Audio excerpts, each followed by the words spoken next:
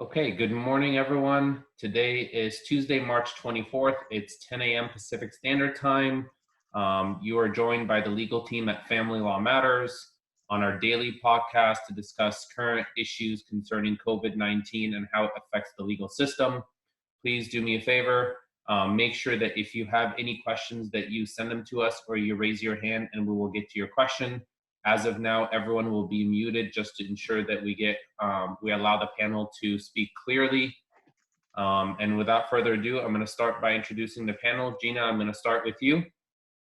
Sure, I'm Gina Famularo. I'm one of the partners at Family Law Matters. I've been an attorney for going on 23 years in May, 9 years practiced in Orange County, 13 years here in Riverside County, and I've only practiced family law my entire career. Thank you, Gina. Ms. Colleen, you're up next.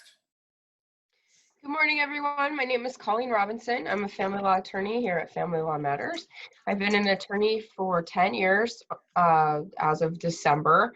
And I also have some unique training background in that I'm also a family law mediator, in that I can mediate divorce cases to a final resolution, which we're going to be talking about this morning. And I have been helping families in that avenue as well. Thank you, Colleen. And then Christy, you're up next. Morning, everyone. I hope everyone is safe and healthy. My name is Christy Bergamo. I am a senior attorney here at Family Law Matters. I've been practicing family law for the last 17 years. I also have unique experience in mediation, and I was a judge pro tem for 3 years in Orange County, which will also be a part of our topic of conversation today. Perfect, thank you. And I am Bashor Shahada. I'm also an attorney. I'm the managing partner at Family Law Matters. I've been practicing for 2 years now. But again, as always, joined by an amazing, wonderful legal panel that's got decades of experience. So, Gina, I'm going to start with you. Today is going to be a little different. It's a bit unique. Today we're talking about how we can move the cases along even though the courts are temporarily closed. Are there other options to litigation? Sure, thank you. Like I like to say, anytime you have a controversy, there's 2 ways to resolve it. And that would either be to agree or to go to court and litigate. As we know right now, the courts are closed as of right now till April 3rd. So there's about a week right now where the courts are not going to be open, and there is no avenue to go to court to resolve people's controversies. Hopefully the courts are going to open on April 3rd. Hopefully everything will go well. There will still be a significant delay though, because approximately 3 weeks worth of cases have now been continued out. We are all anticipating court congestion once the courts reopen. So since we don't have the ability to litigate, we need to find other avenues. As far as agreeing, there's a couple different ways we can agree to resolve a controversy. We can do it ourselves. Obviously, that would be the best way to do it. Pick up the phone, call the other side, communicate with them, and try to reach an agreement. Many times, though, that doesn't work in family law. Why? Because people in family law are experiencing conflict with the other side. That's why they're going through a breakup. That's why they're no longer together. They're no longer in a relationship, and usually they're very, they don't trust the other side. So then the next level above that would be to hire an attorney. An attorney could then negotiate for you and maybe get across your point to the other side without having to necessarily file papers and go to court. Sometimes just having an objective third party to look at your situation and maybe help the 2 of you come closer to the middle. You know, wife or girlfriend moves towards the middle, husband or boyfriend moves towards the middle, and pretty soon you've got an agreement without having to necessarily file papers, run into court, and litigate. Beyond that, we have the ability to mediate. That is also where the parties try to agree, but it's with a neutral third party. So if you were to hire an attorney, I, as your attorney, would represent one side. My job would be to get the best deal possible for my client and not worry about the other client at all. I would be a one-sided expert. If we decide to go the mediation route, then you have a neutral expert, somebody who does not represent mom, does not represent dad, but is very familiar with the courts and knows how to reach an agreement and knows what the court is going to order without you necessarily having to go to court. Mediation is a great alternative for those who don't want to drag the kids through a horrible custody battle, who don't necessarily want their dirty laundry to be made public, who are open to negotiation and compromise, but can't do it themselves. And then the final alternative would be what we call arbitration. That's where, because the courts are closed, we hire a private judge to come in and actually make orders in your case. Perhaps you can't wait till June or July to get into court. You can then have a private person make those court orders as though you were standing in the courthouse, in the courtroom, listening to the judge, and they become binding to the parties, and it can happen virtually immediately. So Colleen, on the topic of mediation, and I want to dissect each of those individually. On the topic of mediation, tell us a little bit about your background, about your training, and how does mediation look like for the parties? I love talking about mediation, so I'm really, I'm very excited to talk about it this morning. So mediation, let me just start that being a mediator in the state of California and in many states, there are no certification requirements. You don't have to be an attorney to be a mediator. But in this particular situation, I am an attorney, and I think that makes, and I've only been practicing exclusively in family law for the last 10 years. So I'm intimately familiar with how the family law system works and getting enough court orders and dealing with enough cases that I have a general idea of what's likely to happen in most cases that are presented to me as a mediator. So with my unique background, I can really give clients who want to mediate their case a much better idea as to how your case should settle from a legal standpoint. So it's a very good guidance, if you ask me, versus going to somebody who may not have a legal background. I'm not saying that they're not helpful, but I think that my legal skills certainly tie in and are very useful in this situation in terms of mediation. Mediation, the process and how it works is that you're in control. The parties are in control of the outcome. What I tell people is that, and I tell these to my litigating clients too, is that, and Christy and Gina can both agree to this, when we go into court and we go into that courtroom, I'm not in control anymore. The clients aren't in control anymore. The person who's in control is the judge, and they're the ones, him or her, are going to make decisions that are going to impact you financially and your children. But the mediation process allows you to retain some of that control, and that you have a direct impact on what the resolution is going to be. And you're working with the other party to come up with a resolution that's going to make the most sense for your family. Where a judge, especially down here in Riverside County and in San Diego County, they're relying heavily upon mediators through CCRC and Family Court Services as to what orders should be in place for your children. You know, some judges spend a lot of time reviewing your file and some judges don't. And they're, again, the ones making the decision on how to, on orders that are going to impact you financially and emotionally when dealing with your children and your finances. So if you have a bigger role in the outcome, to me, I think that you, in my personal opinion, I'd want to do that every single time. Obviously, that's not applicable to every case. Some people do need more of judge orders, so to speak, in their case. But mediation, what is so wonderful about mediation is that we can create it and bring in tools depending on the case. So, for example, if there's any financial issues, because I'm not an accountant for one, there's any sticky financial issues, we have like an a la carte of other professionals that we can pull in to assist us to give everybody the information to use to make the orders, or not make the orders, make an agreement to get your case resolved. So that's either pulling in accountants, it's pulling in, you can do private child custody evaluators, you could pull in real estate agents and brokers.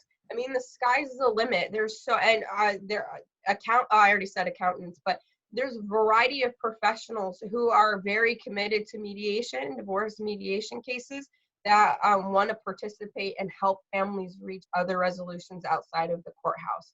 So we can craft and create your own unique mediation plan and involve any professionals that you may use even in a litigated case, but it's probably not going to cost as much to bring them in, and you'll get a quicker resolution as well. So the statistics involving mediation are very favorable. Most cases, when you are able to use the right tools and the right, whether that's to be involving the right professionals and or involving the right communication tools, they do settle. So I think it's a great alternative even outside of our current environment with COVID-19 and how it's impacting, or it's likely to impact the courthouses. I think it's a great tool for anybody going through the divorce process anyway. So again, we can tailor a mediation to just about any case involving whatever your assets are. But if there's sticky custody situation, I hope that answers your question. There may be more, but it's anytime that you have a stake at the table, you have a bigger seat at the table, and you have control over that, I think that's always everybody's best interest. So let's talk about some statistics so our participants understand the importance of this topic as it relates to what's going on right now. So on average, let's assume that all is well and the courts are open. How many cases on average do not go to trial? I don't have the exact number in front of me because those are locked away in our closed down office, but it's very, very high. I want to say that for the most part, it's somewhere between, I believe, and I can go find the statistics. I want to say it's over 80%. It's very high as to the number of cases that actually go to trial through the court system. And what the court system does too, both in Riverside County and down in San Diego County, is that they require the parties to go to what's called a mandatory settlement conference. Both of those counties handle those differently. They are like mediations. They're down in San Diego County, you involve a private judge that is volunteering their time. And those cases have a very, very high settlement rate. It pushes down the trial numbers because the courts just don't have a lot of availability for trial as well, the time for trial. So, and in Riverside County, they do something similar, but there is no third-party judge there to assist you and move your case along. It's just the parties coming to the courthouse, and sometimes that's all you need is the parties just to be sitting together at the same place, the same time, talking about the issues and trying to come up with something that everybody is going to be agreeable with.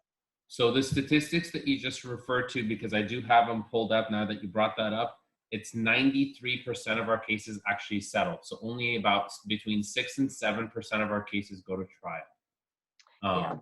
So it's a huge, huge difference. Now, do people who mediate have a lower chance of returning to court in the future? That's a really good question, and I'm glad you asked that because I forgot to mention that. Yes, because what I try to do as a mediator with my experience in family law is to get rid of the uncertainties that lead people back into the court system. So we try to get a bigger, we're not here just, my philosophy is we're not putting a Band-Aid on it just to get an agreement, a quick agreement. We got to think these things out through, and more than just the immediate future, but what other steps can we do to prevent further litigation in the future? Granted, we may not always be able to do that, but to me, that's important because I'm trying to get people to get along and to avoid conflict. And we've talked about this in other podcasts, that is in the best interest of the kids. It's in the best interest of the parents, both financially and emotionally, if they're able to work things out.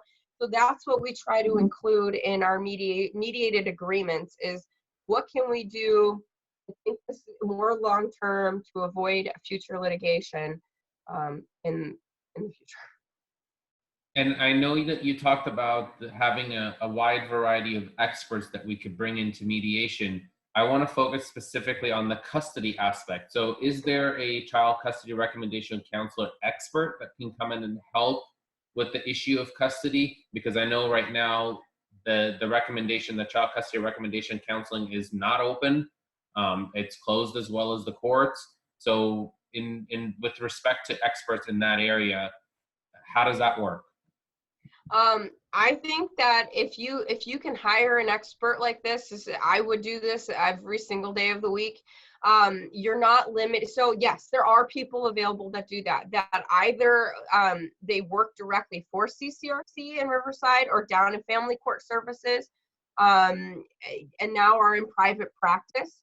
You have much more time with these individuals to sit and talk to them and work something out than the 2 hours that you may be shuffled along at the courthouse. So I feel like parents going through talking to these private custody evaluators, they're going to get more information and they're going to walk away from that experience thinking, this person really understood me. They understood my kids. They understood where I'm coming from because they have the time to do it, where the court employees don't, because they have, I think those CCRC mediators have one of the most difficult jobs at the courthouse, and they see so many families. I don't know how many they see a month, but it's a lot. But you're given 2 hours, and in those 2 hours, they're going to try to come up with something to fit in their templates that they use to give to the court. So if you're able to use a private child custody evaluator, they're really going to spend the time with you and utilize whatever other contacts they need to make the recommendations that they think are going to be in the best interest of your child. So they're not restricted the same way that the court employees would be. So again, back to the topic of custody, because right now with everything that's going on and the fears and the panic that's going on, everyone is experiencing some sort of custody problem or custody issue right now. How does mediation help resolve or or temporarily resolve the issue that people are experiencing right now? What can they do? Well, I think when you just have both parties just talk about these issues, and I think I said it before, that one of the largest problems I think that people have, whether they're parents have, is that they're just not communicating the same language to one another. And when you're able to get two people just to sit down and air out their differences in not a free-for-all or like WWF ring or something along those lines, but we can try to figure out what the heart of the matter is. And then moving from there is like, what resolutions can we come up with that we can all agree to? It might not be your most ideal situation, but it's something that we could all live with, and that's going to serve the children and serve us in the end, because now we're no longer in conflict. So I don't know if that answers your question, but Let me try to rephrase it a little bit. The problems that are happening now, how can you as a mediator help them resolve the emergencies now? What do you recommend that they do now, obviously using you as a resource and a tool? Well, again, it's just bridging the communication problems. Like what I have found in my mediations is that you have generally two different personalities that are just speaking, like I said, different languages. So it's finding what the concern is of one parent and translating that into whatever the language is of the other parent. And I'm not saying they're not both speaking English, but it's almost like that. It's because one person is speaking, about logistics or something along those lines. And then you have another parent who's just speaking on the emotional aspects of it. And so they're just like parallel talking to one another. So it's finding what the commonalities are and having each party understand where the other one's coming from. And then again, it's moving from there. What can we do? because we're restricted with going to court at this time, to make an agreement that we can all work on, at least for the time being. Thank you, Colleen. Christy, I'm going to move on to you next. I know you have that, there's that sound in the background on your end. My computer's on. Should I shut it off? Please. Gina, in the meantime, while Christy does that, and Christy, I'll come back to you. The biggest issue that we have now is the immediate relief. Can we get immediate relief now? Yes, if people are experiencing emergencies, such as custody emergencies, people are having controversy as to where the children should be. For instance, we just had an issue this morning where a client's, one parent is stuck in another country. The children are left unattended with a parent available. We have an issue where a custodial parent was not returned the child. If you have these type of issues, you're laid off from a job, you can't pay support, there's no guarantee you're going to be in court next week. There's no guarantee you're going to be in court in the next 3 months. We can help you now. We can resolve these emergencies now. We can do that either by using one of our experts to help you reach an agreement, or we can help you by using one of our experts to make court orders. But either way, if you're experiencing an emergency, we can provide you immediate relief. Thank you, Gina. And then Christy, I'm going to ask you to chime in on this. Kind of the same question. I'm still hearing the sound in the background. Maybe I think it's my computer, B. It's making a noise. I think it's been on so long that it's like the little engine that could. Okay, it's not doing it right now. I think it's when you put it down on a platform that it does that, that it echoes. Yeah, because it's okay. So I'll hold it. How's that? I'll multitask. Okay, so as far as court is concerned, and we did get a question, and B, I'm sure you'll address that. But as far as the courts are concerned, you know, my background is a little more litigation focused. Like I said, I have served as judge pro tem in the Orange County courts for 3 years. I've been appointed by the judges in courts all over Southern California to be minors counsel. So I have a unique perspective of this system, and rest assured it will open again. There's no doubt that it's going to open again, but I think what we're addressing here is what that's going to look like, and what do we need to do in order to move our cases along in this time of, and it is a crisis. And I think another aspect of, and Colleen spoke very eloquently about the pros to mediation, and I absolutely agree with her. I settle a significant number of my cases in that way as well. But sometimes, and again, I do a lot of the litigation at this firm, sometimes things just can't be resolved by agreement. The parties' positions are simply too divergent. And there's significant issues like, you know, whether the child should go to one school or another, or districts, or, you know, districts, one school is a higher, you know, academically than the other, but the other, you know, those kind of things, move-aways, those are clearly issues that probably can't be resolved by mediation. You know, does the child move to Texas or not? You know, both parents want the child with them. That is not, you know, that is not going to settle probably. So another aspect, and something that we've been discussing at this firm, is that there's arbitration. So we can't go to the physical courthouse. We can't have our matter heard. The courts at this juncture do not have the capability, as far as I know, to do video conferencing trials or and so forth. And especially now, because of the health risk, I don't think every judicial officers set up at home to do what we're doing here. And in fact, they usually are the least technologically savvy individuals. So I don't think that that's going to be, might be a long-term solution. But as far as what we're experiencing right now, I just don't see that as being realistic at all. So what do? Well, I have vast experience in the court system, so I have the unique ability that if the parties agreed, I could act as an arbitrator, which means arbitration can be binding. So I hear all the evidence, I hear the party's position, I see all the witnesses, I hear all the witnesses, whatever, and then I make a decision. It's kind of like having a judge make a decision. And with arbitration, it can be binding and it will be binding. And those are all agreements that the parties can reach at the outset. They can set the parameters of what it is that they need to adjudicate.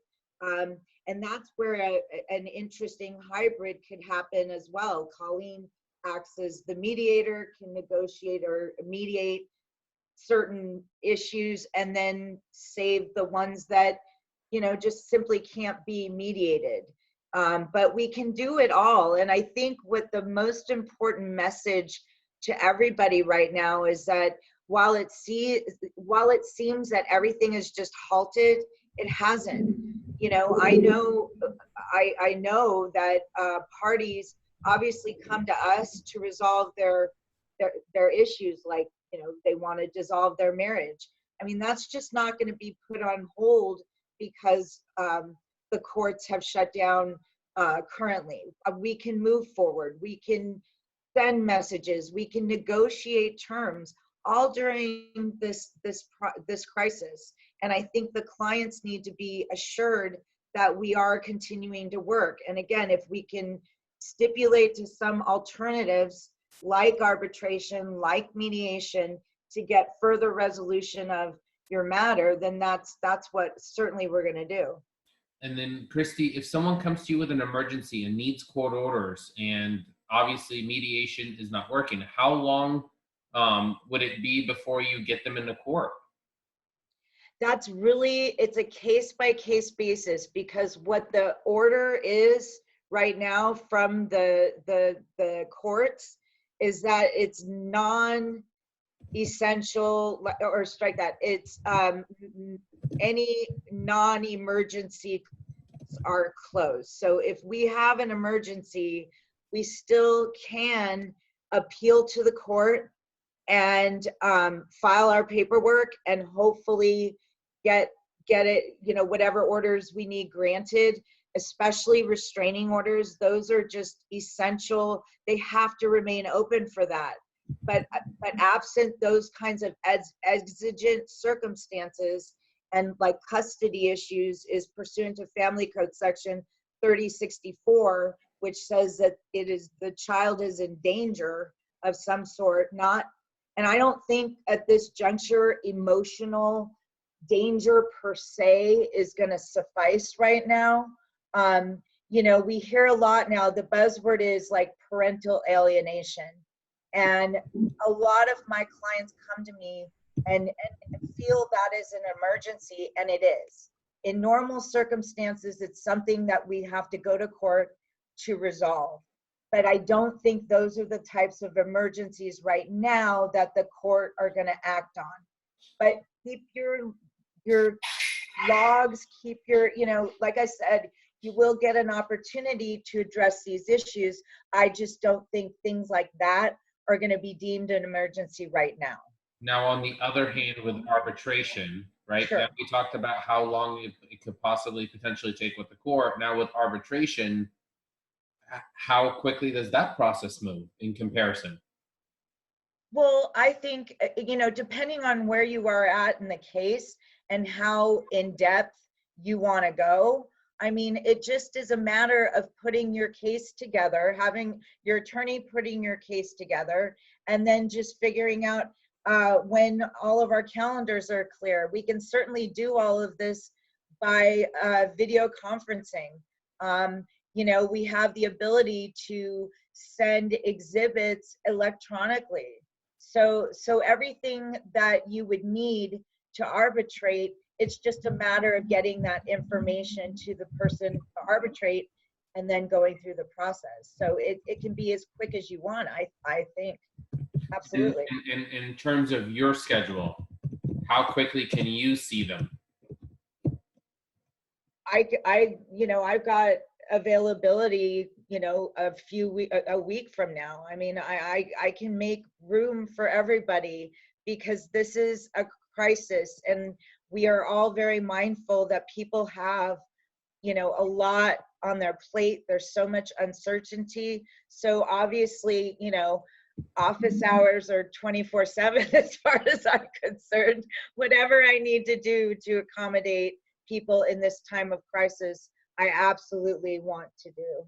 So there is no 2 or 3 months waiting period. It's No, immediate. immediately. Okay. Like, come see me, yeah, or no, don't come see me, but but absolutely, we are available. I mean, in this crisis, I just want to be available to as many people as I possibly can. And about arbitration, is it as binding as a court order? Yes, if you stipulate that the arbitration is binding, then absolutely. Okay, and then I know there was a question that was asked about the cost, and I'm going to defer that because that's a completely different conversation. It's obviously way less than having to pay attorneys and constantly litigating in court. On average, how much does an arbitrator charge for an hour? Usually it's normally the same rate as an attorney, but I think it's the same rate as like an hourly attorney rate.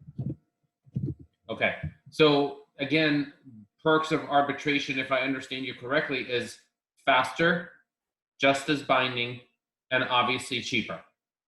Oh, absolutely. Okay, and now tell me, what about your experience in the area of arbitration and serving as a judge? How does that help you in arbitration, and what is your experience? Well, my experience is, like I said, I sat judge pro tem in Orange County for 3 years prior to moving out here.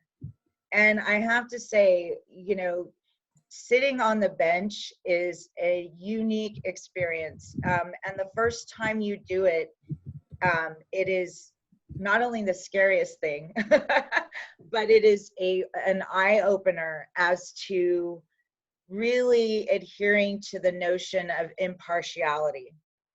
And that means that you have to stay neutral. And it is truly a requirement when you're sitting on the bench. And also knowing the rules of evidence, what goes in, what comes in, and what stays out in terms of evidence. Just because the courts are closed doesn't mean, and if you go through arbitration, you deserve to have an impartial, fair trial, if you will. And all those rules apply. And I don't think, attorneys, I think also my experience in litigation, it is truly my area. My longest trial was 26 days, which is a month, people. So I have, if I was going to say a specialty or whatever you want to call it, it is litigation. And not only just how to litigate, but understanding the intricacies and the judicial process rather well. And I may not have caught it, but how long did you serve as a judge pro tem? For how many years? 3 years in Orange County. Prior to that, I pro tem'd in LA. Ironically enough, I was only 5 years out, and I was sitting in Compton Court, and the judge was sick, and the clerk knew me so well, she called the presiding judge at the time of LA County and begged her if I could be the judge. And so the presiding judge in LA County made an exception to the rule because I should have been, I could only practice, I should have been practicing 10 years to sit, and I had been practicing 5, and they ordered me specially to sit that day. And specifically with the area of child custody, you have a unique experience with children. Tell us one more time about that in case we have not discussed it. Oh, absolutely. And I think it's made me a better attorney, a better family law attorney.